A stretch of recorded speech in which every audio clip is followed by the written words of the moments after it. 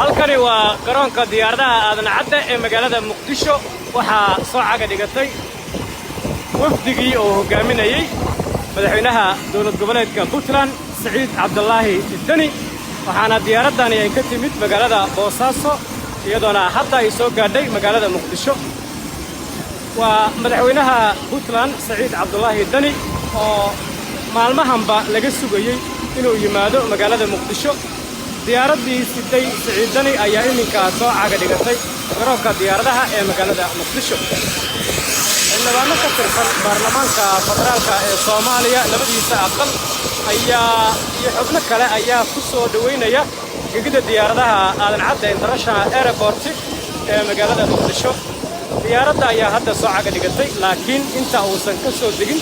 waxaan idin muujin doonaa mas'uuliyiinta halkan ku sugan ee soo dhaweynaya madaxweynaha Puntland Saciid Cabdullaahi Dani oo iminka soo gaaray magaalada muqdisho waxaa la socotaan telefishinka Universal oo si toos ah idinkaga soo tebinaya tebintan tooska ah magaalada muqdisho gaar ahaan garoonka diyaaradaha aadan cadde kuwani waa siyaasiyiin iyo xildhibaano ka tirsan labada gole ee baarlamaanka Soomaaliya oo halkan u yimid inay soo dhaweeyaan wafdiga uu hogaaminayo madaxweynaha Puntland Saciid Cabdullaahi Dani oo goordhow diyaaradii siday ee ka soo caga dhigatay garoonka diyaaradaha aadan cadde international airport ee magaalada muqdisho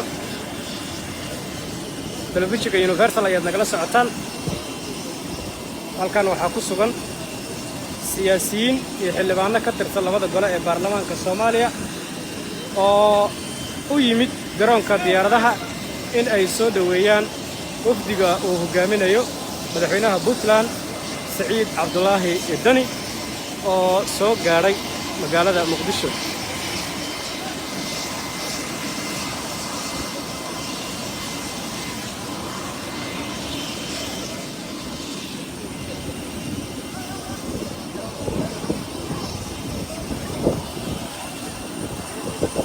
على ساعات تلفزيون يونيفرسال أنا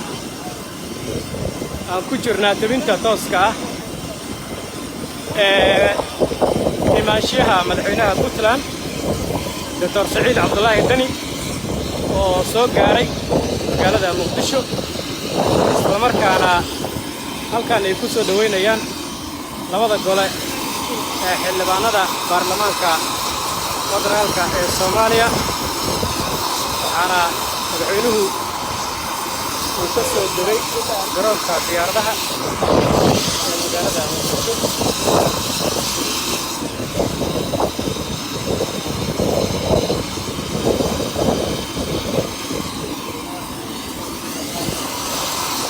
داوديال على ساعتان تلفزيونka Universal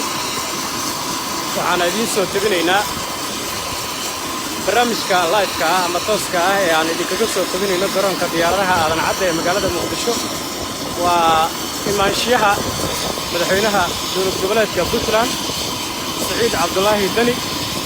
oo soo gaaray magaalada muqdisho madaxweynaha Puntland wuxuu ka mid yahay madaxda maamul goboleedyada dalka ee sida weyn loogu sugayay inay imaadaan magaalada muqdisho si ay markaa ugu qayb galaan shirarka lagaga hadlayo khilaafaadka doorashooyinka oo markaa suuragal ay tahay maalmaha soo aadan inuu ka furmo shirka magaalada muqdisho ee caasimadda Soomaaliya dhawaan ayay ahayd markii shirkaasi laga iclaamiyay magaalada muqdisho waxaana jira khilaafaadyo u dhaxeeya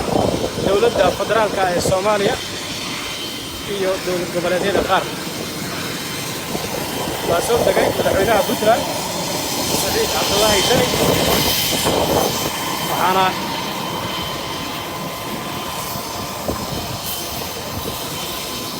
waxaana uu soo gaaray magaalada muqdisho Dr. Saciid Cabdullaahi Dani madaxweynaha Puntland oo maalmahanba laga sugayay magaalada waxa uu joogi doonaa dhowr cisho waxaana ka qayb gali doonaa shirar siyaasadeed oo arrimaha doorashooyinka lagaga hadlayo madaxweynaha Puntland waxa uu gacan qaadi doonaa madaxda siyaasiyiinta ku soo dhaweynaya garoonka diyaaradaha aadan cadde ee magaalada muqdisho telefishinka Universal ayaad nagala socotaan.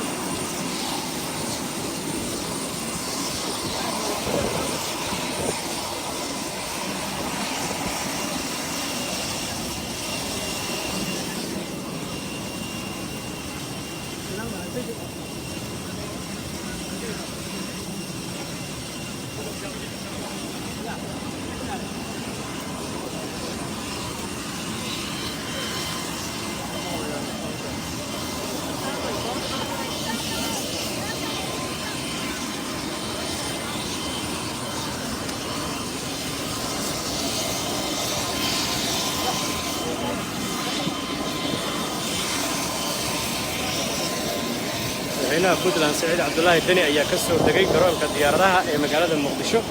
waxaana hadda u gudbay qaybta soo dhaweynta ee garoonka diyaaradaha waxaana madaxweynuhu la socda xubno kala duwan oo ka tirsan dowlad goboleedka Puntland